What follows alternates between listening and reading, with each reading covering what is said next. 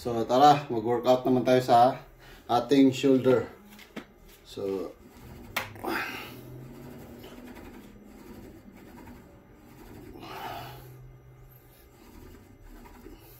6, 8, 2. So yan, napaganda sa ating shoulder workout to yung ginagawa natin. So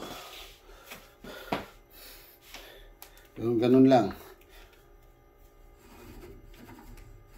2, 3, 4, 5, 6, 8. Pag may door gym kayo tulad yan, magagawa nyo na yung mga workout na napakasimple na lang.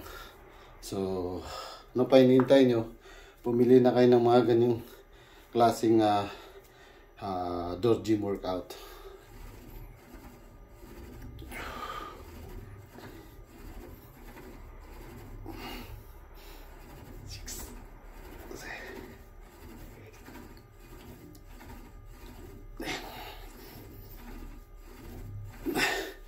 So, yung ganun lang.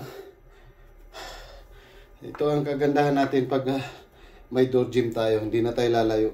Mag-workout na tayo agad.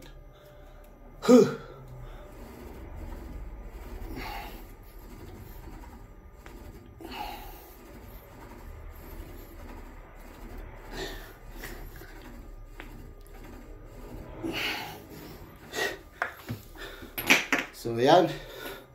Don't forget to follow and subscribe my YouTube channel, Facebook page, Body Home Workout. So, kaboom!